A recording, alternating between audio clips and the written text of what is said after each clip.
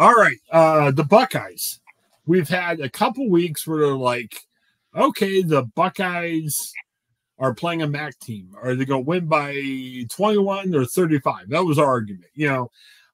Then we said, okay, the Buckeyes are playing Marshall. Are they going to win by 2 touchdowns or 4 touchdowns? Yeah. And then we had Michigan State, we had Iowa, where the Buckeyes were expected to win. Mm-hmm. Here's the interesting game. They go on the road tomorrow. Yep. Well, today. We're going to release this on Saturday. Northwest, yep. Yeah. Oregon. Wow. It's going to be the national game on NBC. Oh, I think the network numbers for that game will be through the roof. Yeah, there's a lot of good matchups coming up, and this is the primo. You know, Ohio State's coming in at number 2. Oregon's coming at 3. Man, anytime you go on the West Coast, it's going to be a little bit tough.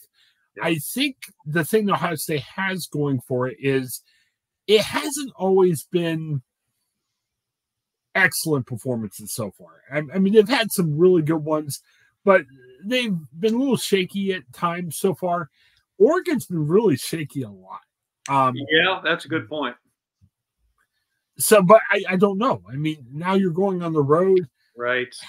And this is I realize Ohio State's defense statistically is among the tops in the nation, but when I watched them against lesser competition the last several weeks, the guys were wide open.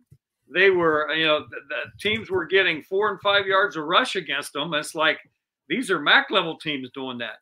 So when you run into a high octane offense like Oregon, I mean, you're playing out in the Pacific Northwest in a different time zone, and everything's kind of new and foreign to you.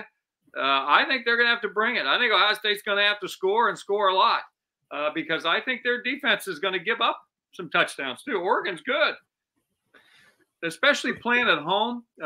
You know, that I heard that's a really unique atmosphere. So it should be a great game, though. I mean, the nice thing about the 12-team playoff too, no matter, you know, both these teams are going to be in the playoffs, I think. I mean, I think when you have 12 teams, I think, how's that work? I think they take the Power 5 or Power 4, whatever it is now, all those champions, and then I think there's 6 or 7 at large, if I'm not mistaken, Chris. Well, from what I understand, and again, this is all something we're going to have to figure out. Yeah, I think they may even announce it before the title games.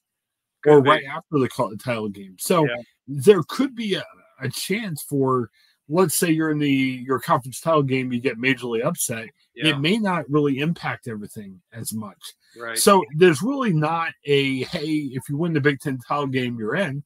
No, it's just whoever they think the best 12 teams is. Well, and here's the thing I worry about with it, you know, and I hope it doesn't work out this way, because the excitement about a 10-team or 12-team playoff is to get teams in, some Cinderella teams, like, you know, March Madness in the spring. It's always exciting. You get a Cinderella team that takes off. And what I'm reading so far, it's like, oh, well, the SEC should get 5 teams in, and the Big Ten should get 4 or 5.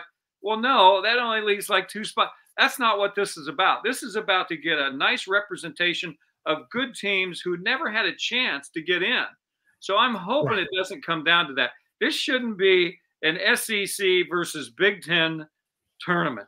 As much as I love Ohio State and the Big Ten, let's get some other teams in there. You know, obviously get the league champions in there, but it shouldn't come down to, you know, the SEC and the Big Ten, get almost everybody in there. Oh, we'll throw a couple bones to a few other teams. I sure as heck hope it doesn't come down to that, but I'm worried it might.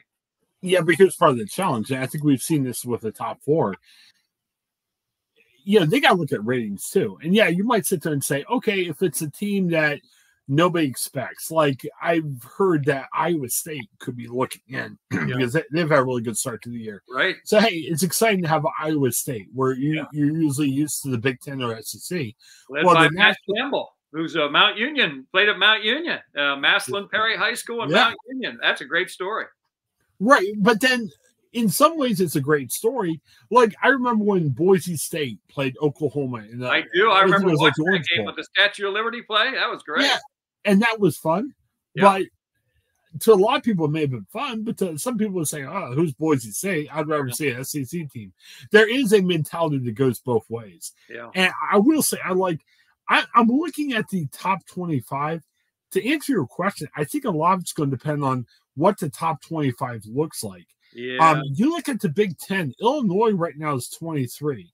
Now, once Illinois plays some of the bigger teams in the Big Ten, maybe with a loss or two, they get knocked out. Right. But they're kind of hanging on. You look at Indiana. Indiana's undefeated. Now, Indiana's going to play some really good teams in the Big Ten. Maybe Indiana doesn't stay undefeated. But I kind of wonder if it's just going to depend on, do we see these teams keep having wins like Indiana or Illinois or maybe Iowa State that propels them into that. Right. You never know. It's hard to say. Michigan, who we probably at the beginning of the year say, okay, they're going to be in somewhere. They've lost a couple games. They're now 24. They'll be an underdog against Ohio State. I was looking at their schedule. I think they'll be an underdog in at least 2 more of their games. If they have 4 losses, I don't even know if 3 losses would get them. It probably wouldn't. Even though they're defending national champ, I mean, that would probably carry some weight. But I already noticed that I think the AP, and I was an AP voter at the high school level for 40 years.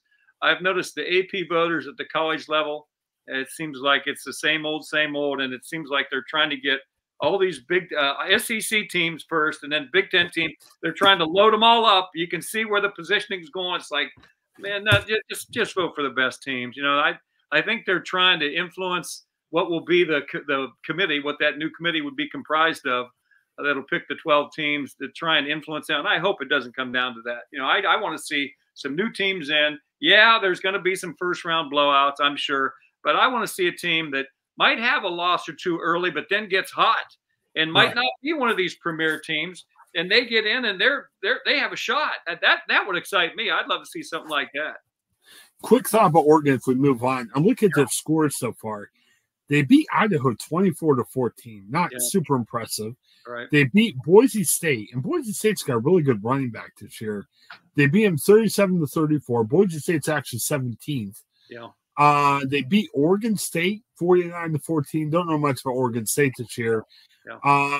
They beat UCLA, and UCLA is kind of one of the dregs of the Big Ten.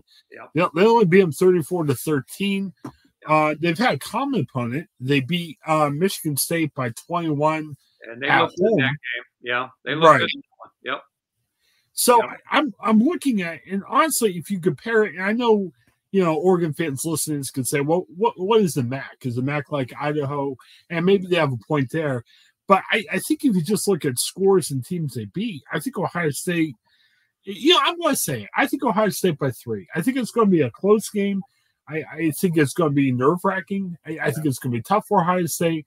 I think overall Ohio State can win this. I'd say Ohio State by 3. What do you think? I think that's what the national, from what I saw, I think that's Ohio State is a slight favorite in the game. But you know what? Being a favorite and going out and doing it's two different things. So, you know, that's going to be a fun game to watch. That will be a very, very interesting game. One of the best games of the regular season to watch. So weird too that it's a Big Ten game. Yeah, I mean these teams have played in the past, and it's always been like a bowl game or like this hotly contested non-conference. Yep. Oh yeah. The times they are changing. Yeah, like I'm seeing what Oregon goes to, you know, over this way. You know, it's like it's so weird that it's a conference game. Yep. Yeah. I seen that later in the year they play Maryland. Who would have thought? You know, 20 years ago, they would say that's a Big Ten game. Oregon and Maryland. You know, thought it was how about it doesn't happen this year? But you know, when you think back to the glory days of the Rose Bowl, and you'd have Ohio State and USC, and now you know they don't play this year, but in the future, how about USC coming into cold weather, Ohio Stadium to play Ohio State? Who would have ever imagined that would happen?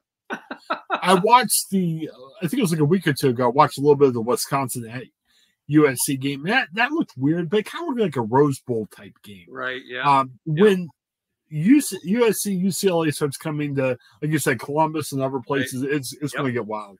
It'll be fascinating. I know USC played at Michigan. I think that was a 12 o'clock game. I want to see that late year snow game. I think that'd be kind of fun to watch. And that's the other thing, too. We talk about, Ohio State going to the Pacific Northwest. There's an adjustment there. There really is. You're used to playing it. Think about that. That's a big difference. You have to readjust, and that's why I think Ohio State went out today, or maybe yesterday. I would think they wanted to get acclimated to that, where it was, get used to a little bit of a time difference a day or so in advance. Very good. Well, we'll see what happens. Yep.